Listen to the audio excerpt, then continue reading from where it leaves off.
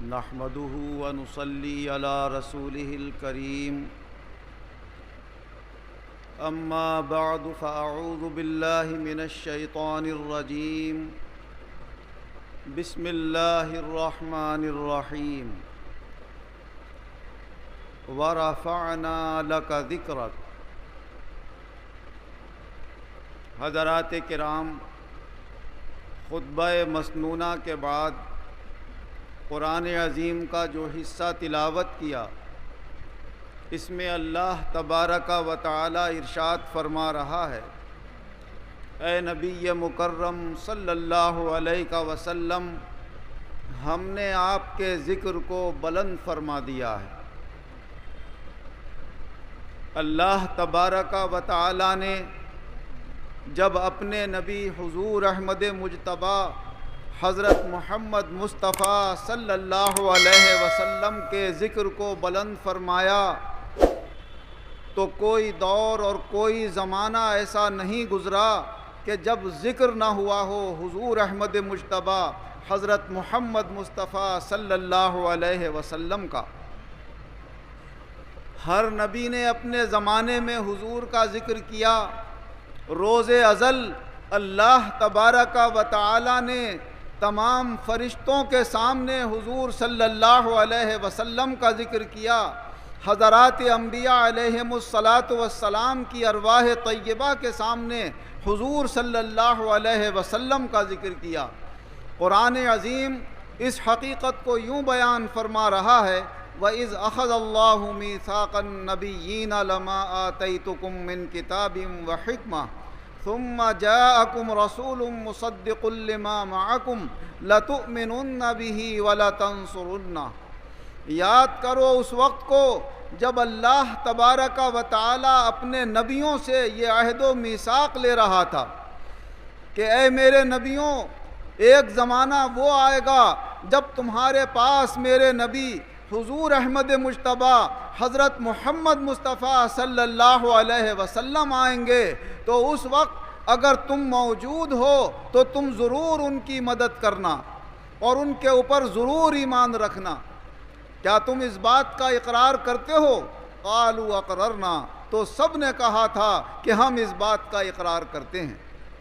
اگرچہ ان انبیاء علیہم الصلاۃ والسلام نے اس دنیا کے اندر ظاہری حیات میں حضور صلی اللہ علیہ وسلم کا زمانہ نہیں پایا، لیکن اپنے اپنے دور میں اپنی امت کے سامنے اور اپنی کتابوں میں ان کا ذکر فرما کر آنے والی نسلوں کے لیے یہ سبق پیش کر دیا اور اس طرح تعاون کیا کہ جب آخر میں وہ نبی تشریف لائیں تو سب پہچان لیں کہ یہ ہیں وہ اللہ کے رسول جن کی خبر پہلے کے انبیاء علیہم الصلاۃ والسلام بھی دے چکے ہیں۔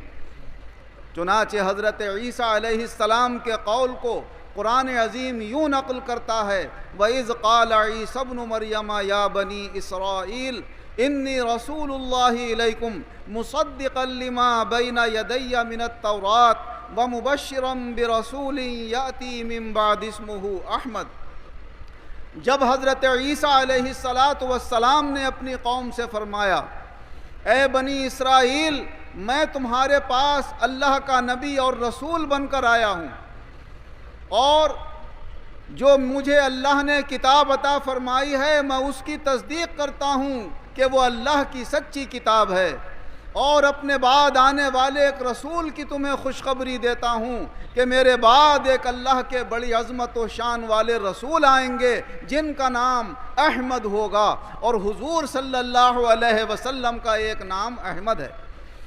آپ کے دادا حضرت عبد المطلب نے آپ کا نام محمد رکھا ہے اور اللہ تبارک و تعالی نے آپ کا نام احمد رکھا ہے، اور دونوں ناموں کو اللہ تبارک و تعالی نے قرآن پاک میں ذکر فرمایا۔ ایک جگہ ارشاد فرمایا، محمد الرسول اللہ، محمد اللہ کے رسول ہیں۔ اور اس آیت میں جو میں نے ابھی آپ کے سامنے حضرت عیسیٰ علیہ السلام کا قول نقل کیا، یہ بھی اللہ تعالیٰ نے قرآن پاک میں ذکر فرمایا۔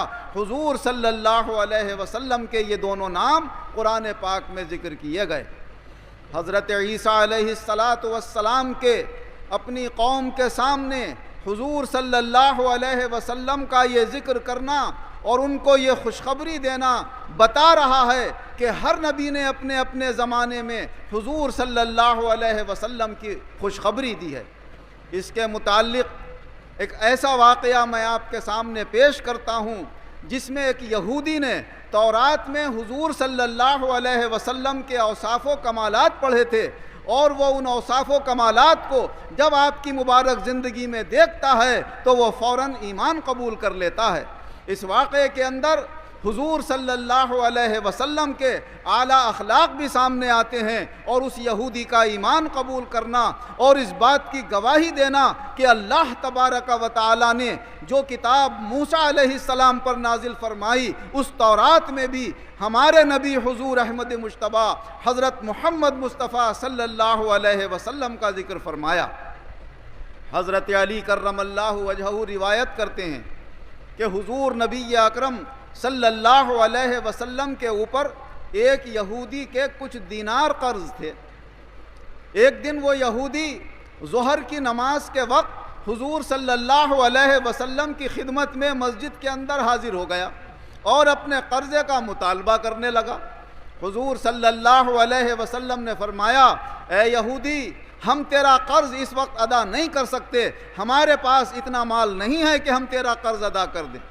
وہ یہودی کہنے لگا، اے محمد، جب تک تم میرا قرض ادا نہیں کرو گے میں تمہیں نہیں چھوڑوں گا، میں تمہارے ساتھ رہوں گا۔ حضور نبی اکرم صلی اللہ علیہ وسلم نے ارشاد فرمایا، اگر تو ہمارا ساتھ نہیں چھوڑے گا، ہمارے پیچھے لگا رہے گا تو لے ہم یہیں پر بیٹھ جاتے، ہم جاتے نہیں، بیٹھ جا ہمارے ساتھ۔ حضور صلی اللہ علیہ وسلم مسجد میں تشریف فرما ہو گئے۔ ظہر کی نماز کا وقت آیا، حضور صلی اللہ علیہ وسلم نے ظہر کی نماز ادا فرمائی۔ ظہر کی نماز کے بعد بھی یہودی وہیں پر بیٹھا رہا اور حضور کو بھی نہیں جانے دیا، حضور بھی بیٹھ گئے۔ عصر کی نماز کا وقت آ گیا، حضور صلی اللہ علیہ وسلم نے عصر کی نماز ادا فرمائی، مگر یہودی ہے کہ جانے کو تیار نہیں ہے۔ مغرب کی نماز بھی حضور نے پڑھ لی، پھر بھی یہودی چھوڑ کر نہیں جا رہا ہے۔ عشاء کی نماز بھی ادا فرما لی، جب بھی یہودی رو کے بیٹھا ہے، یہاں تک کہ ساری رات گزر گئی، مگر یہودی حضور صلی اللہ علیہ وسلم کو کسی حال میں چھوڑنے کو تیار نہیں۔ حضرات صحابہ رضی اللہ عنہم جب یہ منظر دیکھتے ہیں انہیں احساس ہوتا ہے کہ ہمارے رسول صلی اللہ علیہ وسلم رات بھر جاگیں گے، ان کو کتنی تکلیف ہوگی، اور یہ یہودی ہے کہ آپ کا پیچھا چھوڑنے کو تیار نہیں ہے۔ تو صحابہ نے آنکھوں سے اس یہودی کی طرف گھورنا شروع کیا، اس کو دھمکیاں دینا شروع کی۔ حضور صلی اللہ علیہ وسلم سمجھ گئے، آپ نے اپنے صحابہ کو منع کیا کہ اسے کچھ مت کہو، یہ جو میرے ساتھ معاملہ کر رہا ہے اسے کرنے دو۔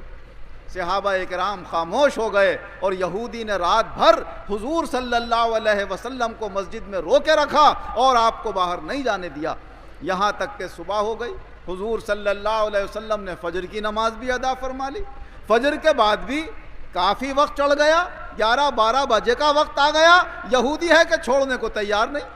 مگر جب دن کافی چڑھ گیا تو خود یہودی اٹھ کر باادب حضور صلی اللہ علیہ وسلم کے سامنے ہاتھ باندھ کر کھڑا ہوا اور کہنے لگا، اشہد ان لا الہ الا اللہ واشہد انک رسول اللہ، میں گواہی دیتا ہوں کہ اللہ کے سوا کوئی معبود نہیں، اور میں گواہی دیتا ہوں کہ آپ اللہ کے رسول ہیں۔ میں آپ سے قرض لینے نہیں آیا تھا، میں وہ بات جانچنے کے لیے آیا تھا جو میں نے تورات میں پڑھی تھی کہ محمد مصطفیٰ صلی اللہ علیہ وسلم جو آخری نبی ہوں گے وہ بڑے خوش اخلاق ہوں گے، بازاروں میں شور و شغب کرنے والے نہیں ہوں گے، کسی کو سختی سے ڈانٹنے والے نہیں ہوں گے، کسی پر قہر و غضب کرنے والے نہیں ہوں گے۔ میں نے وہ صفات آج اپنی آنکھوں سے دیکھ لی اور پہچان لیا کہ وہی آپ اللہ کے سچے رسول ہیں، اس لیے میں نے یہ ایمان قبول کر لیا، اور میں پھر گواہی دیتا ہوں کہ اللہ کے سوا کوئی معبود نہیں، اور گواہی دیتا ہوں کہ آپ اللہ کے رسول ہیں۔ وہ یہودی بڑا دولت مند تھا، فوراً گھر گیا، اپنا آدھا مال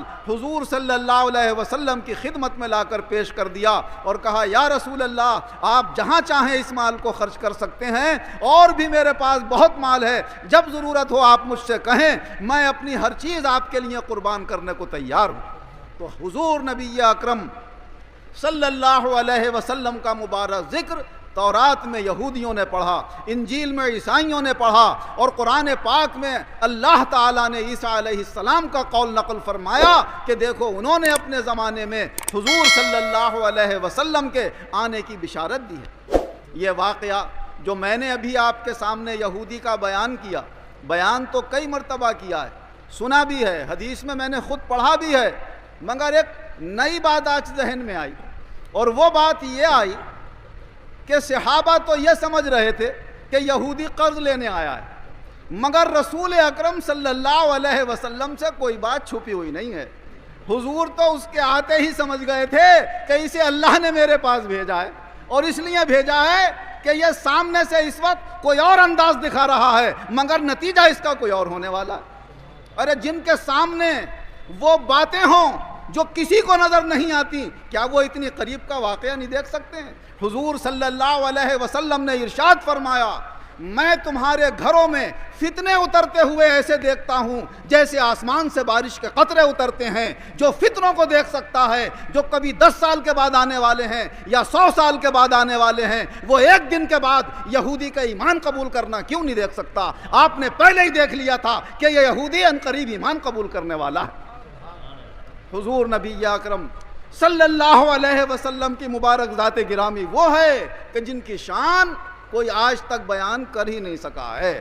ہاں یہ الگ ہے کہ سب نے آپ کے اوصاف و کمالات کو ذکر کر کے آپ کی تعریفیں کرنے والوں میں اپنے نام لکھوائے ہیں، کہ اس بہانے سے آپ دیکھ رہے ہیں عبدالحق محدث دہلوی رحمۃ اللہ علیہ، کہ جنہوں نے ساری زندگی حدیث کی تعلیم دی، خاتم المحدثین جنہیں کہا جاتا ہے کہ ان سے اونچا آپ کے بعد کوئی محدث پیدا نہیں ہوا، حدیثیں پڑھ رہے ہیں اور پڑھا رہے ہیں، وہ ان کی شفاعت اور ان کی آخرت کی نجات کے لیے بہت بڑا ذریعہ ہیں، مگر وہ ان کی طرف توجہ نہیں کر رہے ہیں۔ اگر ان کی زبان مبارک سے کوئی ذکر نکل گیا حضور احمد مجتبیٰ حضرت محمد مصطفیٰ صلی اللہ علیہ وسلم کا، تو فرما رہے ہیں کہ میرے لیے بس یہ نجات کا ذکر ذریعہ بن سکتا ہے۔ ہمارے رامپور کے مشہور شاعر اظہر عنایتی صاحب نے کیا خوب کلام ایک نعت پاک میں فرمایا ہے کہ نعت صدیوں سے کہہ رہے ہیں لوگ، نعت صدیوں سے کہہ رہے ہیں لوگ، پھر بھی لگتا ہے کہ کچھ کہا ہی نہیں۔ کوئی آپ کے حسن کی تعریف کر رہا ہے، کوئی آپ کے علم کی تعریف کر رہا ہے، کوئی قد و قامت کی تعریف کر رہا ہے، کوئی آپ کے اللہ کے یہاں آخرت میں مرتبے اور مقام کا ذکر کر رہا ہے۔ طرح طرح سے لوگوں نے ذکر کیے ہیں، مگر سب نے یہی کہا کہ ہم تعریفیں جہاں تک ہم سے ہو سکتی تھی ہم نے بیان کی، مگر حضور احمد مجتبیٰ حضرت محمد مصطفیٰ صلی اللہ علیہ وسلم کے ذکر کا حق ادا نہ ہو سکا۔ اور کیسے ہو سکتا ہے جب اللہ تعالیٰ فرما رہا ہے وَرَفَعْنَا لَكَ ذِكْرَكَ، اے نبی ہم نے تمہارے ذکر کو اونچا کر دیا۔ اب اونچے تک کون پہنچ پائے گا؟ وہ ذکر تو اتنا بلند و بالا ہے کہ اس کے نقش پا تک بھی کوئی نہیں پہنچ سکتا جو حضور نبی اکرم صلی اللہ علیہ وسلم کا ذکر ہے۔ قرآن پاک میں آپ کا ذکر ہے، اذانوں میں آپ کا ذکر ہے، نماز میں آپ کا ذکر ہے۔ روز ازل جب اللہ نے ابھی دنیا کو پیدا بھی نہیں فرمایا ہے، انسانوں کو پیدا بھی نہیں کیا ہے، اللہ تمام نبیوں کو جمع کر کے آپ کا ذکر فرما رہا ہے۔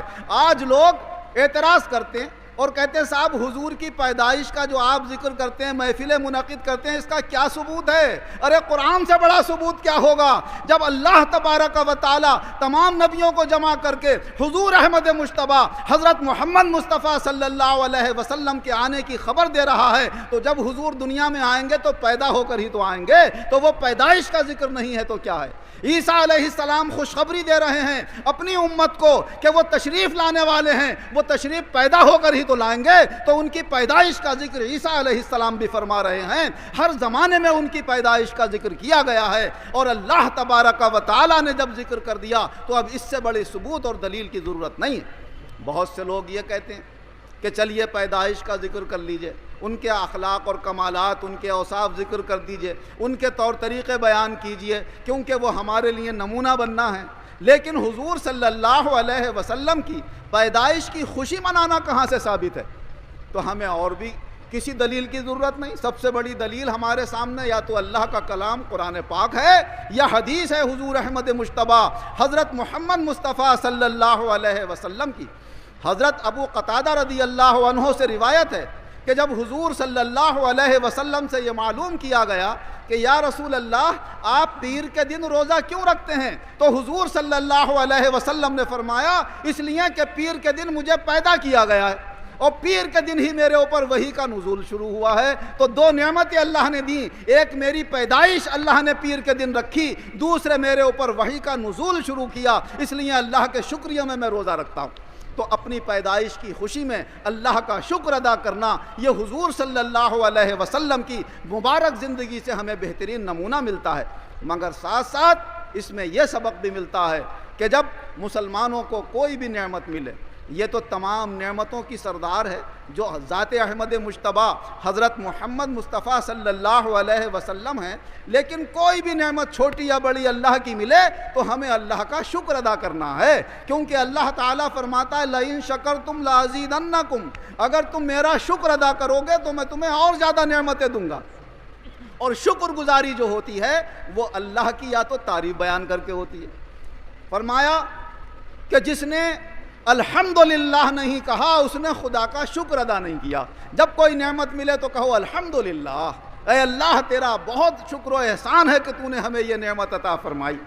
تو اللہ تبارک و تعالیٰ کی یا تو بندہ تعریف کرے گا، یہ تعریف زبان سے ہو گئی، یا اپنے عمل سے 2 رکعت نماز نفل پڑھ لے گا، یا شکریہ میں روزہ رکھ لے گا۔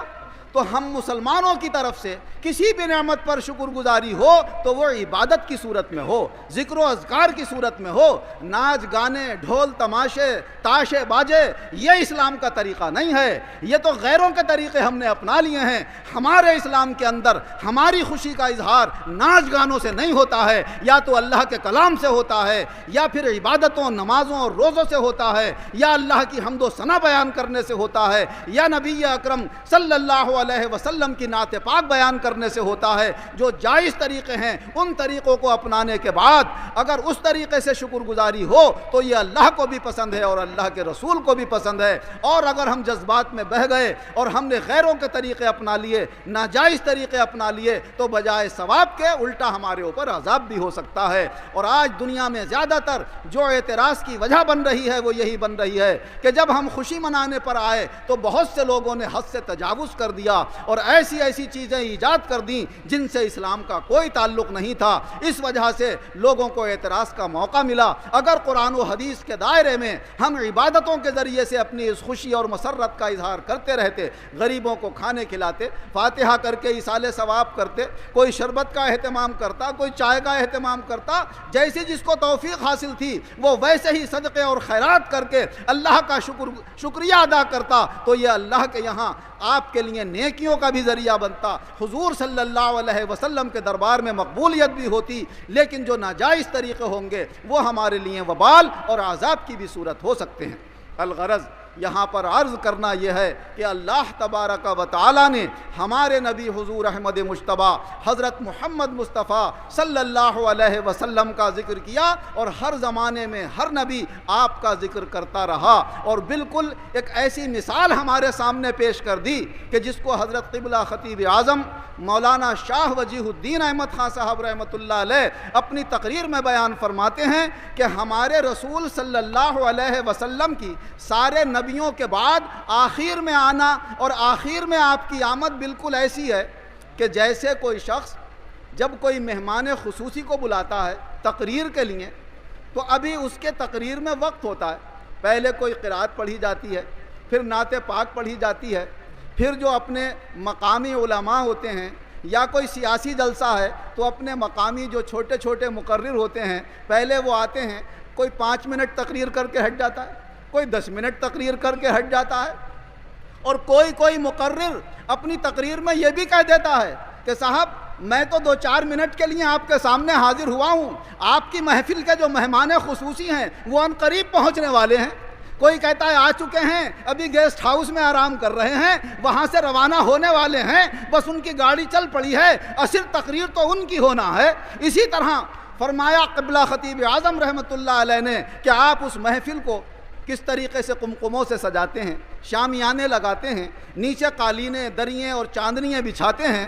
فرمایا اسی طرح اللہ تبارک و تعالیٰ نے جب اپنے نبی حضور احمد مجتبی حضرت محمد مصطفیٰ صلی اللہ علیہ وسلم کو جلوہ گر کرنے کا ارادہ فرمایا تو پہلے آسمانوں کا شامیانہ لگایا، زمین کا فرش بچھایا، پھر زمین کو طرح طرح کے بیل بوٹوں اور پانی کے تمام دریاؤں سے سجایا، آسمان کو چاند سورج اور ستاروں سے جگمگایا، اور پھر ہر زمانے میں ایک مقرر بھیجا، کسی کو 40 سال کے لیے، کسی کو 50 سال کے لیے، کسی کو 100-200 سال کے لیے، اور ہر ایک اپنا اپنا بیان اپنی امت کے سامنے کرتا ہوا گیا اور یہ خوشخبری دیتا ہوا گیا کہ میں تو چند سالوں کے لیے آیا تھا، جو اس میدان دنیا کا اصل مقرر ہے اور اصل بیان کرنے والا ہے اور اصل اللہ کے صفات تمہارے سامنے رکھنے والا ہے، وہ تو میرے بعد آنے والا ہے، وہ ہے مہمان خصوصی حضور احمد مجتبی حضرت محمد مصطفیٰ صلی اللہ علیہ وسلم۔ اور یہی وجہ ہے کہ اللہ تبارک و تعالیٰ نے اگرچہ آپ کا نور سب سے پہلے بنایا مگر دنیا میں سب سے آخر میں جلوہ گر فرمایا، جیسے مہمان خصوصی سب سے آخر میں آ کر تقریر کرتا ہے۔ اسی لیے حضور احمد مجتبی حضرت محمد مصطفیٰ صلی اللہ علیہ وسلم کا ذکر اللہ تبارک و تعالیٰ سے شروع ہوا، آج تک قائم ہے اور انشاءاللہ یہ قیامت تک قائم رہے گا۔ اپنے اور پرائے لاکھ کوشش کر لیں اس ذکر کو روکنے کی، کوئی سڑکوں پہ، کوئی ٹرینوں میں، کوئی میدانوں میں نماز پڑھنے سے روک لے کہ یہ محمد مصطفیٰ کی ادا ہم سے نہیں دیکھی جائے گی، مت دیکھے۔ ارے نماز کو کوئی نہیں روک سکتا، تجھے اچھی لگے یا نہ لگے، لیکن نماز انشاءاللہ قائم رہے گی اور قیامت تک قائم رہے گی۔ کوئی یہ چاہتا ہے کہ محمد مصطفیٰ کے نام کے چرچے نہ ہوں، محفلیں منعقد نہ کی جائیں، میلاد شریف کے وعظ نہ ہو، لاکھ کوشش کر لیں، اپنے ہوں یا پرائے ہوں، آج تک نہ کوئی روک سکا ہے نہ کوئی قیامت تک روکے گا، کیونکہ جب اللہ نے وعدہ کر لیا اے رسول ہم نے تمہارے ذکر کو اونچا کر دیا، جس کے ذکر کو اللہ اونچا کر دے اسے کوئی نیچا نہیں کر سکتا۔ یہ ہے ہمارے نبی حضور احمد مجتبی حضرت محمد مصطفیٰ صلی اللہ علیہ وسلم کی شان۔ پھر ہمارا اور آپ کا بھی یہ فرض بنتا ہے کہ جس طریقے سے یہ ذکر ہوتا چلا آ رہا ہے اس کو ہم آئندہ بھی قائم رکھنے کی کوشش کریں۔ حقیقت میں تو اللہ قائم رکھنے والا ہے، ہم تو صرف جب ذریعہ بنیں گے تو ہمارا بھی نام آ جائے گا، کہ جیسے یوسف علیہ السلام جب بازار میں بکنے کے لیے گئے تو بڑے بڑے بادشاہ، بڑے بڑے دولت مند خریداری کے لیے پہنچے، ایک بڑھیا جو سوت کاٹتی تھی وہ بھی اپنا کچھ سوت ووت لپیٹ کے ساتھ میں چلی گئی کہ میں بھی یوسف کی قیمت لگاؤں گی کہ بھائی یہ سوت ہے میرے پاس، اگر اس کے بدلے میں مجھے مل جائے۔ لوگ راستے میں اس سے کہنے لگے اے بڑھیا کروڑوں روپے لوگ لے کر آئے ہوں گے، سونے چاندی کے سکے لائے ہیں یوسف کو خریدنے کے لیے، تیرا یہ سوت ان کے سامنے کیا کام کرے گا؟ تو بڑھیا کہنے لگی کام ہو یا نہ ہو خریداروں میں نام تو آ جائے گا۔ تو بس ذکر کرنے والوں میں ہمارا نام آ جائے، اللہ قبول فرما لے ہمارے ذکر کو، اور ہماری یہ محفلیں حضور صلی اللہ علیہ وسلم کے دربار میں مقبول ہو جائیں تو دونوں جہان میں ہمارا کام ہو جائے گا۔ حضرت قبلہ خطیب اعظم مولانا شاہ وجیہ الدین احمد خان صاحب رحمۃ اللہ علیہ اپنی ایک تقریر میں فرماتے ہیں کہ بڑا افسوس ہوتا ہے، لوگ اپنی خوشیاں مناتے ہیں، اپنے بچوں کی خوشیاں مناتے ہیں تو طرح طرح کی مٹھائیوں کا بھی انتظام کر لیتے ہیں، پھلوں کا بھی انتظام کر لیتے ہیں، کھانوں کا بھی انتظام کر لیتے ہیں، اور جب محمد مصطفیٰ صلی اللہ علیہ وسلم کی خوشی منانے کا موقع آتا ہے تو مسئلے پوچھتے پھرتے ہیں جائز ہے یا ناجائز ہے، حلال ہے یا حرام ہے۔ ارے عشق محمد مصطفیٰ میں جب تم کرو گے تو اللہ یہ نہیں دیکھتا ہے تم کیا کر رہے ہو، کتنا کر رہے ہو، کیسے کر رہے ہو، پھر وہ یہ دیکھتا ہے کہ تم کیوں کر رہے ہو۔ اگر اللہ کی رضا کے لیے کر رہے ہو، محمد مصطفیٰ صلی اللہ علیہ وسلم کی آمد کی خوشی کے لیے کر رہے ہو تو اللہ سے ہمیں امید ہے کہ اللہ قبول فرمائے گا، مگر شریعت کے دائرے میں رہ کر ہو۔ یہ مبارک محفلیں شریعت مطہرہ سے ثابت ہیں کہ جن میں اللہ اور اس کے رسول کا ذکر ہوتا ہے، قرآن و حدیث کی روشنی میں اصلاحی اور تبلیغی باتیں ہوتی ہیں، وہ محفلیں اللہ کو پسند ہیں، اللہ کے فرشتوں کو پسند ہیں، اور اللہ کے فرشتے ان محفلوں میں آ کر بیٹھتے ہیں۔ محفلیں ختم ہوتی ہیں تو وہ اللہ کے دربار میں جاتے ہیں، سب کچھ جاننے کے باوجود اللہ تعالیٰ پوچھتا ہے اے فرشتوں تم کہاں سے آ رہے ہو؟ وہ یہ بخاری شریف کی مستند حدیث ہے، اللہ تعالیٰ فرماتا ہے فرشتوں کہاں سے آ رہے ہو؟ فرشتے کہتے ہیں اے مولا تیرے کچھ بندے بیٹھے ہوئے وہاں تیرا ذکر کر رہے تھے، ہم اس محفل سے آ رہے ہیں۔ کہا میرے بندے کیا کہہ رہے تھے؟ مولا تجھ سے تیری جنت مانگ رہے تھے، دوزخ سے بچنے کی امید کر رہے تھے۔ اللہ تعالیٰ فرماتا ہے فرشتوں تم گواہ ہو جاؤ، اس محفل میں جتنے لوگ شریک تھے میں نے سب کی مغفرت کر دی۔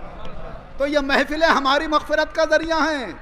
فرشتے کہتے ہیں اے مولا سب کے سب تو تیرا ذکر سننے نہیں آئے تھے، کچھ ویسی آ کر بیٹھ گئے تھے۔ بعض ایسا بھی ہوتا ہے جو متفق نہیں ہوتا کسی عالم سے تو وہ اس لیے آ کر بیٹھتے ہیں دیکھوں یہ ملا لوگ کیا بیان کریں گے۔ لیکن اللہ کیا فرما رہا ہے، ارے جو خالص میرے ذکر کے لیے بیٹھے ہیں وہ میرے ایسے مقبول بندے ہیں، جو ان کے ساتھ بیٹھ جاتا ہے میں ان کی بھی مغفرت کر دیتا ہوں، چاہے کوئی کسی نیت سے آئے اس محفل میں، لیکن اگر ایک آدمی کی بھی نیت صحیح ہے تو وہ سارے لوگوں کے لیے مغفرت کا ذریعہ بن جاتا ہے۔ ایسی مبارک محفلوں کے متعلق قرآن و حدیث نظر نہیں آتا، ہمیں پوچھنے کی ضرورت کیوں پڑتی ہے کہ کیا صحیح ہے کیا غلط۔ قبلہ خطیب اعظم مولانا شاہ وجیہ الدین احمد خان صاحب رحمۃ اللہ علیہ فرماتے ہیں کہ حالانکہ دیوبندی مسلک کے تھے، بہت بڑے عالم فضل الرحمان گنج مراد آبادی، ان سے کسی نے یہ مسئلہ پوچھا کہ حضرت حضور صلی اللہ علیہ وسلم کے میلاد کی محفل منعقد کی جاتی ہے، چلیے ذکر اللہ اور اس کے رسول کا ہوتا ہے، دین کی باتیں ہوتی ہیں، مگر بعض محفلوں میں مٹھائی بھی تقسیم کی جاتی ہے، لڈو بھی تقسیم کیے جاتے ہیں، تو یہ مٹھائی بانٹنا لڈو تقسیم کرنا جائز ہے؟ تو فضل الرحمان گنج مراد آبادی رحمۃ اللہ علیہ نے فرمایا ارے نادان، تو اپنے رسول کی محبت میں 2 پیسے کا لڈو بانٹ رہا ہے تو پوچھ رہا ہے جائز ہے یا نہ جائز ہے؟ جب اللہ نے اپنے رسول کا میلاد مکہ میں پڑھا تھا تو مکہ کے لوگوں نے حضور کی محبت میں اپنے سر قربان کر دیے تھے، انہوں نے اپنے سر تقسیم کر دیے، اور تو 2 پیسے کے لڈوؤں کی یہاں پر بات کر رہا ہے۔ معلوم یہ ہوا کہ ہم ان کے نام پر جو بھی لٹا دیں وہ کم ہی کم ہے۔ مال کیا چیز ہے؟ جب تک ہم ان کے نام پر جان لٹانے کا تہیہ نہیں کریں گے اور جذبہ نہیں رکھیں گے، ایمان کا صحیح حق ادا نہیں ہو پائے گا، کیونکہ ان کی ذات اور ان کے صفات اور اس کے اوپر ایمان رکھنا ہی اصل ایمان ہے۔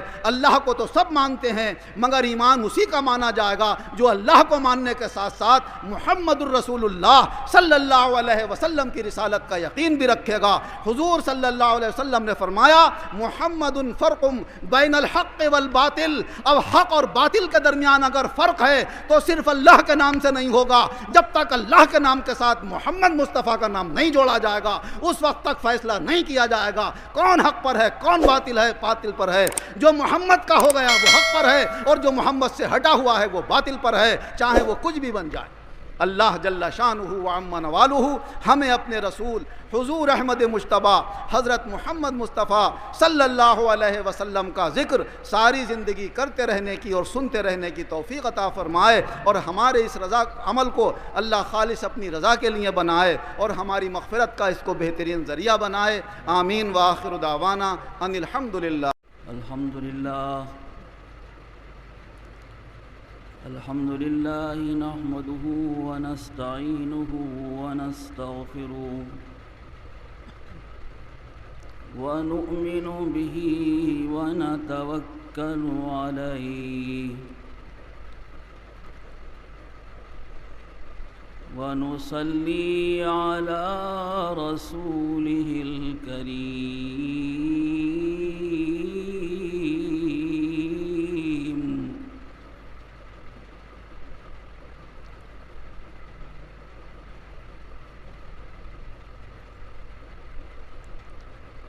أما بعد فأعوذ بالله من الشيطان الرجيم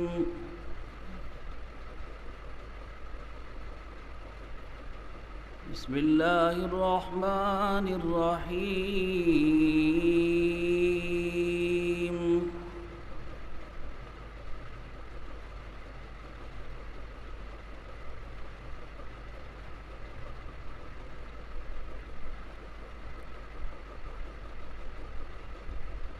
وما أرسلناك إلا رحمة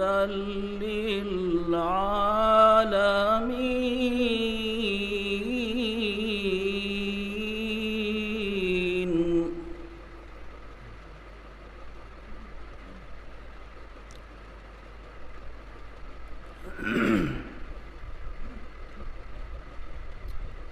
ربیع الاول کا جیسے ہی چاند نظر آیا تو امت میں اختلافات پیدا ہوئے۔ یہ مہینہ تو تمام عالم کے مسلمانوں کے لیے رحمت بن کر آیا، مگر اسی مہینے میں ماہ ربیع الاول کو کچھ لوگوں نے بجائے رحمت کے مسلمانوں کے لیے زحمت کا مہینہ بنا دیا۔ آپ جب موبائل اٹھا کر دیکھتے ہیں تو ایک طرف تو وہ عالم ہیں کہ جو اس مہینے کی اور اس کے اندر رسول پاک صلی اللہ علیہ وسلم کے پیدا ہونے کی خوشیاں منانے کی بات کرتے ہیں اور اس کے اوپر قرآن اور حدیث سے دلیلیں دے کر لوگوں کو سمجھانے کی کوشش کرتے ہیں، مگر دوسری طرف کچھ لوگ ایسے بھی کھڑے ہو جاتے ہیں جو اس مہینے میں آپ کی آمد کی خوشیاں منانے کو حرام بھی کہتے ہیں، بدعت بھی کہتے ہیں۔ کوئی یہ کہتا ہے کہ اگر یہ خوشی منانا صحیح ہوتا تو سب سے پہلے صحابہ کے زمانے میں یہ خوشیاں منائی جاتی، کہیں پر کوئی جلسہ ہوا ہو تو بتاؤ، کہیں جلوس نکلا ہو تو بتاؤ، کہیں پر ان کے نام کی کوئی محفل اس مہینے میں ہوئی ہو تو بتاؤ۔ تو جو کام صحابہ کے زمانے میں نہیں ہوا وہ کام اس کے بعد جب ہوا ہے تو وہ بدعت ہے، اور ہر بدعت گمراہی ہے اور وہ دوزخ میں ہے۔ یہ اس طرح کی جو باتیں ہم جیسے اور آپ جیسے مسلمانوں کے سامنے آتی ہیں تو ذہن خراب ہو جاتا ہے۔ کوئی کچھ اپنے ذہن میں سمجھتا ہے، کوئی کچھ اپنے ذہن میں تصور کرتا ہے، بہت سے سوال لوگوں کے ذہنوں میں کھڑے ہو جاتے ہیں، بجائے اس کے کہ وہ رسول اللہ کی پیدائش کی خوشی میں روزہ رکھتا تو اس نے روزہ تو کوئی نہیں رکھا، اس نے قرآن پاک کی تلاوت کر کے کوئی ثواب تو آپ کو نہیں پہنچایا، اس نے کوئی فاتحہ اور درود کا اہتمام تو نہیں کیا۔ وہ تسبیح لے کر اگر باوضو ہو کر درود پڑھتا تو یہ تو اس نے نہیں کیا، تو نہ تو اس نے درود پڑھا، نہ اس نے روزہ رکھا، نہ اس نے رسول پاک کو کوئی اپنی طرف سے ثواب پہنچایا، لیکن موبائل کے اوپر ایک لمبا سا بیان ضرور دے دیا کہ جو صحیح عقیدے کے مسلمان ہیں ان کے عقیدے بھی خراب ہو جائیں اور متزلزل ہو جائیں۔ ہمارے ذہنوں میں اس مہینے کے تعلق سے بہت سے سوالات قائم ہو گئے۔ صاحب منائیں نہیں منائیں، منائیں تو کیسے منائیں؟ یہ مولانا یہ فرما رہے ہیں، وہ مولانا یہ بیان کر رہے ہیں، صاحب دیکھیے انہوں نے یہ تقریر کی ہے، انہوں نے یہ بیان دیا ہے۔ ارے بھائی، یہ رحمت کا مہینہ ہے یا یہ ان باتوں کا مہینہ ہے کہ ہم آپس میں لڑیں، ایک دوسرے کے خلاف محاذ بنائیں، مکالمے کریں، وہ اس کو غلط کہے تو وہ اس کو صحیح کہے، اور بیچ میں جو مسلمان ہے وہ خواہ مخواہ پستا رہے۔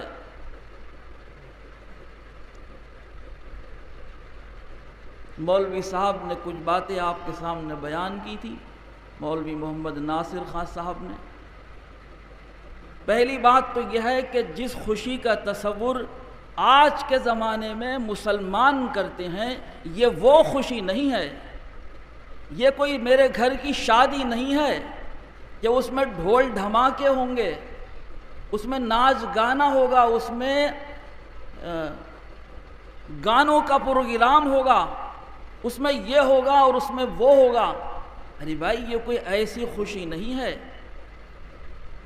یہ انہوں نے بیان کیا، اور یہ حدیث بخاری میں بھی ہے کہ رسول پاک صلی اللہ علیہ وسلم نے اپنے پیدا ہونے کی خوشی جس انداز سے بیان کی اور منائی، بس وہ انداز ایک ایسا ہے جو مسلمان کے لیے خوشی کا انداز ہو سکتا ہے۔ اس کے علاوہ کوئی بھی طریقہ خوشی منانے کا جو ہے وہ رسول پاک کی زندگی سے خارج ہے۔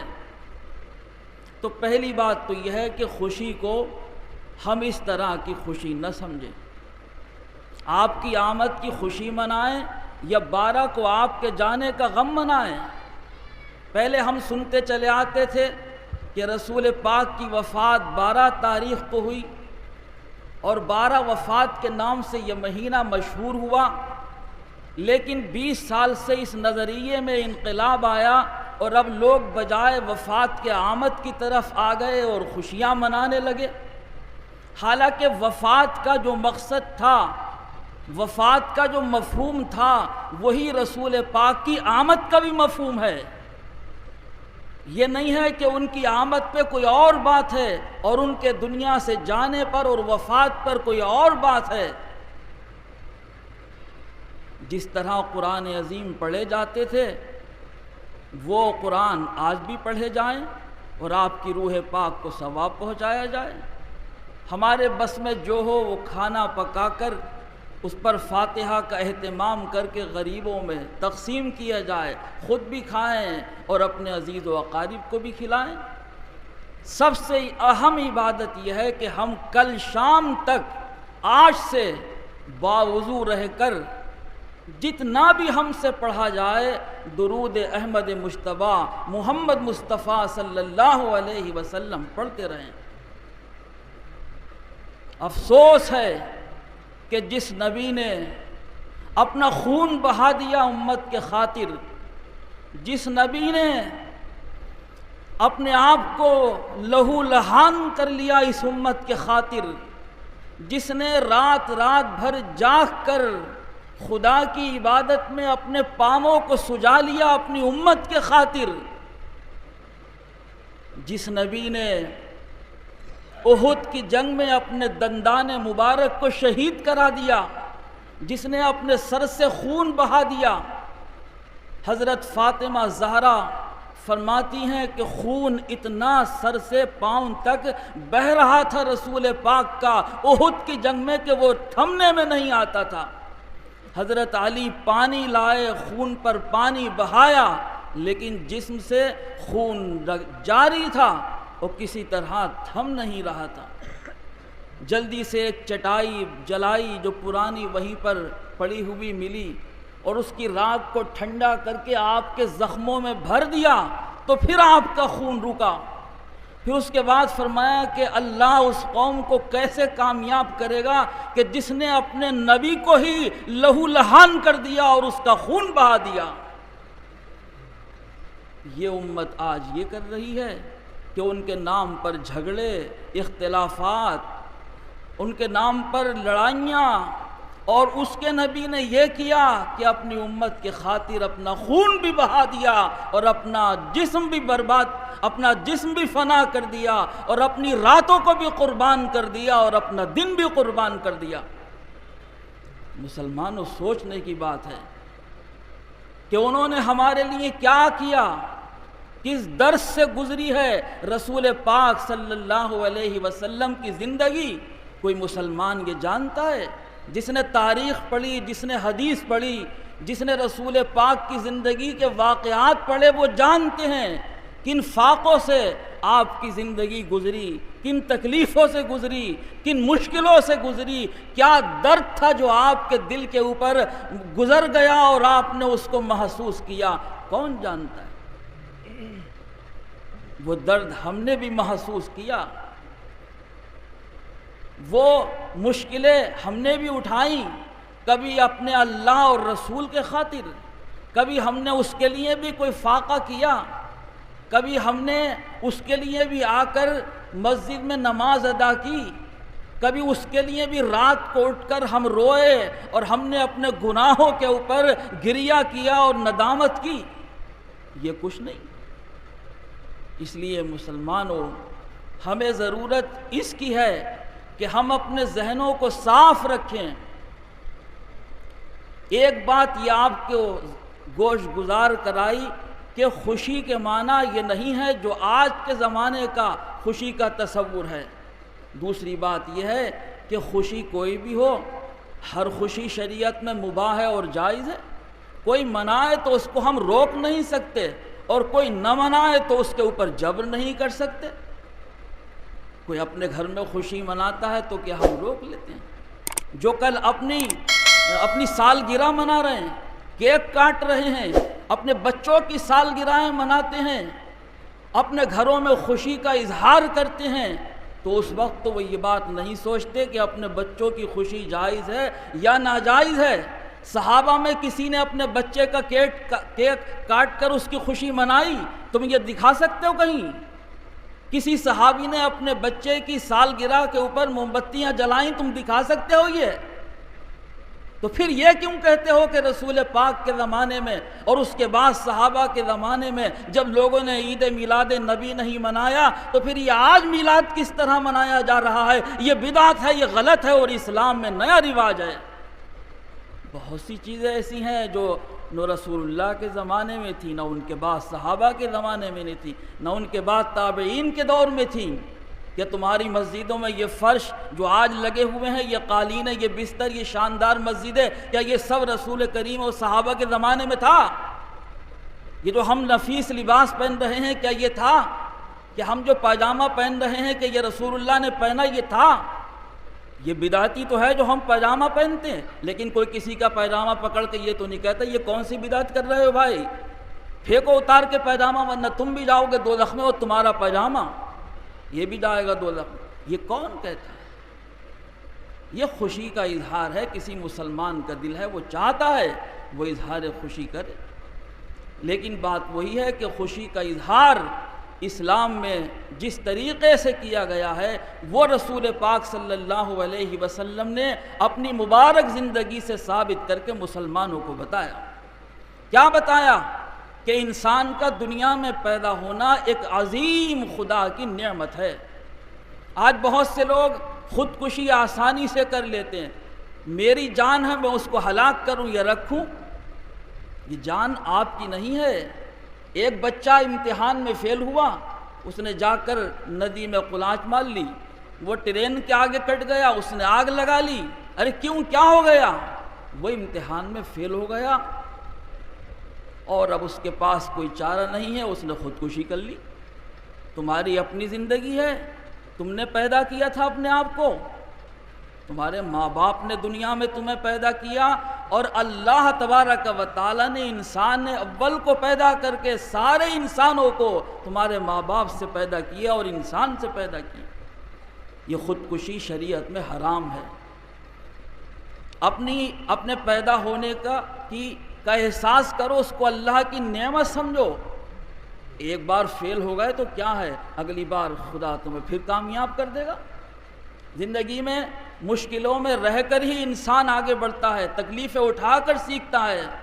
رنگ لاتی ہے حنا پتھر پہ گھس جانے کے بعد، اور سرخ روح ہوتا ہے انسان ٹھوکریں کھانے کے بعد۔ جب تک تم کسی چیز کو گھسو گے نہیں تو اس کے اندر رنگ کیسے پیدا ہوگا؟ آج ذرا سی مشکل آتی ہے تو آدمی گھبرا جاتا ہے، ارے صاحب بیماری آ گئی، ارے صاحب نقصان ہو گیا، ارے صاحب یہ ہو گیا، ارے وہ ہو گیا۔ ارے یہ اس سے گھبراؤ مت۔ یہ دنیا میں تمہارے ذہنوں کو، دلوں کو، روحوں کو جھنجھوڑنے کے لیے کہ خدا کو جو تم بھول گئے ہو، اللہ کو یاد رکھو۔ خدا تمہاری صحت کو ہلاتا ہے بیماری دے کر کہ تم ایسے نہیں رہو گے اگر تم خدا کو بھولے۔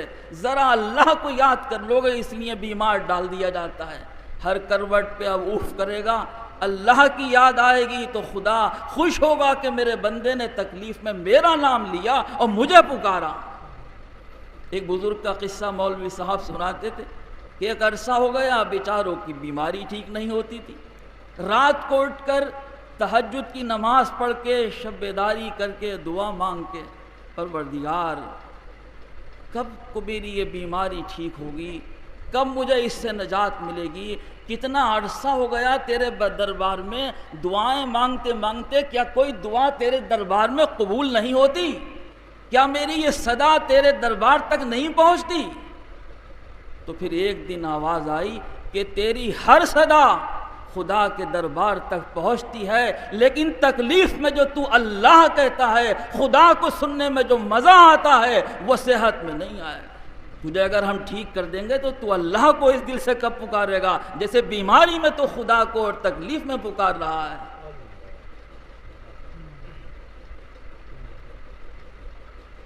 چشم میگون صنم جو کبھی یاد آتی ہے، چشم میگون صنم جو کبھی یاد آتی ہے، اف نہ پوچھو جو میری جان پہ بن آتی ہے۔ جب کبھی اللہ سے بندہ قریب ہوگا تو بیماری سے قریب ہوگا، صحت سے کبھی قریب نہیں ہوگا۔ جب فاقہ کرے گا، جب تنگ دستی ہوگی، جب گھر میں چولہا نہیں جلے گا، جب روٹی نہیں ملے گی، جب ہی خدا سے قریب ہوگا، کھا کے خدا سے بندہ قریب نہیں ہوگا۔ وَإِذَا أَنْعَمْنَا عَلَى الْإِنسَانِ أَعْرَضَ وَنَأَىٰ بِجَانِبِهِ، جب ہم نے انسان پہ انعام کیا تو انعام کا صلہ کیا ہے کہ وہ خدا کی طرف کھنچ کے آ جاتا کہ اس پر اللہ نے انعام کیا ہے، مگر قرآن نے فرمایا وَنَأَىٰ بِجَانِبِهِ، وہ تو اور ہمارا انعام پا کر ادھر کو چلا گیا، ہم سے دور بہت کیا۔ وَإِذَا مَسَّهُ الشَّرُّ، اب ہم نے اس کو ذرا سی تکلیف پہنچائی کہ یہ خدا کو بھولے نہیں، تو پھر یہ نا امید ہو گیا کہ دیکھو تو اللہ نے مجھے کس بیماری میں پھانس دیا ہے، ادھر جاتا ہوں ادھر جاتا ہوں، پریشان ہو گیا ہوں، لیکن میری بیماری ٹھیک نہیں ہوتی۔ مجھے کوئی بتا دے کہ مجھے روزگار کہاں سے ملے گا، کوئی مجھے ایسا وظیفہ بتا دو، کوئی مجھے ایسی دعا تلقین کر دو، کچھ تو بتا دو کہ میری تکلیفیں، پریشانیاں، فاقے، بے روزگاریاں، بیماریاں یہ دور ہو جائیں۔ یہ بھائی امتحان ہے ایک مسلمان کا، جنت ایسے آسانی سے نہیں ملے گی، ان کو تو دوزخ ملے گی اور آگ میں جلنا، جو دنیا میں عیش کر رہے ہیں، پھولوں کی سیج پہ سو رہے ہیں اور پھولوں کی سیج سے اٹھ رہے ہیں، ان کے لیے تیار کر دیا گیا کہ آؤ چولہا جل رہا ہے، لکڑیوں کی طرح تمہیں اس میں بھر دیا جائے گا۔ اور یہ جو باغ سجایا گیا ہے جس کے اندر شہد کی نہریں، دودھ کی نہریں، جس کے اندر صاف پانی کی نہریں، رسول اللہ نے فرمایا کہ خدا نے متقین بندوں کے لیے، مومن بندوں کے لیے، نیک بندوں کے لیے وہ جنت سجائی ہے جس کا کسی دل کے اوپر کبھی خیال بھی نہیں گزر سکتا، کبھی کسی آنکھ نے اس کو دیکھا نہیں ہوگا۔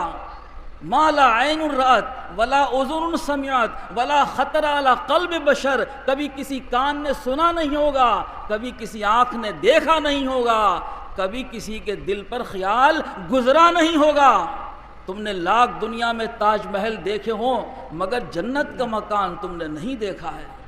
تم نے اگر امریکہ کا وائٹ ہاؤس بھی دیکھا ہے تو تم نے پھر بھی جنت کا کوئی مکان و مقام نہیں دیکھا ہے۔ مطلب یہ دنیا کی آخری درجے کی جو نعمتیں ہیں، اس کا تصور بھی جنت کی ادنا نعمت تک انسان کو نہیں پہنچا سکتا۔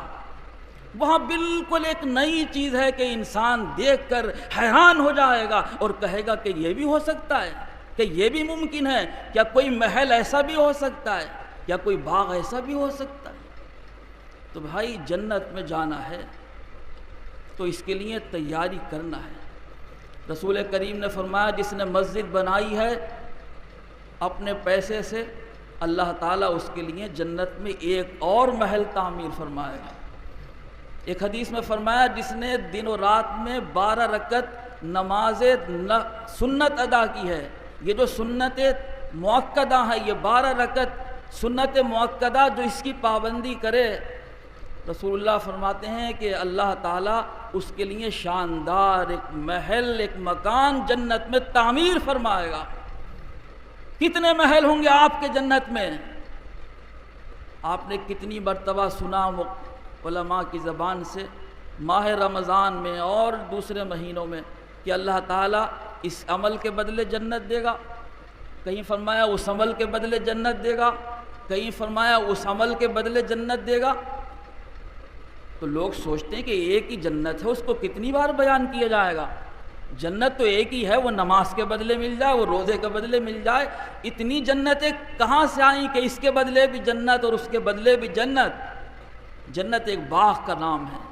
اللہ تعالیٰ جب کوئی بندہ نیک کام کرتا ہے اور اس کا وہ مقبول ہو جاتا ہے، اس جنت میں ایک چاند اور لگا دیتا ہے، ایک تارا اور سجا دیا جائے گا، ایک محل اور تعمیر کر دیا جائے گا۔ نوابین رامپور جس گھر میں رہا کرتے تھے، آپ جانتے ہیں وہ کتنی قیمت کا تھا؟ سعدی صاحب نے کہا ہے کہ ایک فقیر اور درویش میں اور ایک بادشاہ میں کیا فرق ہے؟ فرمایا کہ دو فقیر ایک کمبل میں سو سکتے ہیں، دو فقیر ایک کمبل میں سو سکتے ہیں، مگر بادشاہ جو ہے وہ ایک محل میں نہیں سما سکتا۔ رامپور کے نواب کو ایک چارپائی کی جگہ کے لیے پورا قلعہ تعمیر کرنا پڑا جو آپ کے سامنے ہے۔ یہ ایک صاحب کا مکان ہے، آپ کا مکان تو گلی میں کوچے میں ادھر ادھر 100 گز کا، 50 گز کا، 200 گز کا، بہت سے بہت 500 گز کا۔ نواب صاحب کا مکان کتنے گز کا ہے آپ دیکھیں، ایک مکان۔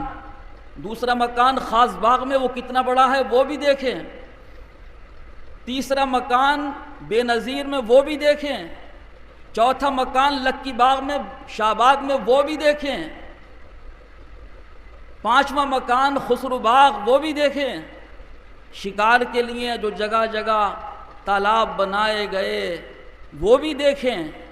یہ ایک صاحب کے رہنے کا مکان ہے، وہ صبح کو یہاں رہیں گے، شام کو وہاں رہیں گے، دوپہر کو وہاں سوئیں گے، چائے وہاں پئیں گے، کھانا وہاں کھائیں گے۔ یہ ایک صاحب کا مکان ہے کہ آدھا شہر اس کے مکانوں میں بٹ گیا۔ تو اگر مسلمان کو کوئی اتنی بڑی جنت مل جائے تو حیرت کی کیا بات ہے؟ وہ بھی تو اپنے وقت کا بادشاہ ہی ہوگا، کیونکہ وہ تو ایک چھوٹے سے مکان میں رہ کے اللہ اللہ میں اپنی زندگی گزار کے چلا گیا، اور بادشاہوں نے اپنی ساری زندگی عیاشیوں میں گزار دی۔ ان کے محل چھین کر ان اللہ والوں کو دے دیے جائیں گے کہ لے وہ تمہارے لیے قلعے بنا دیے، محل بنا دیا، آرام سے اس میں رہو، عیش کرو، یہ تمہاری جنت ہے، اللہ کا دیا ہوا تحفہ ہے۔ بھائی مسلمان ہوئی ہے، میرا مقصد یہ ہے کہ ہم لوگ ان باتوں پہ دھیان نہ دیں۔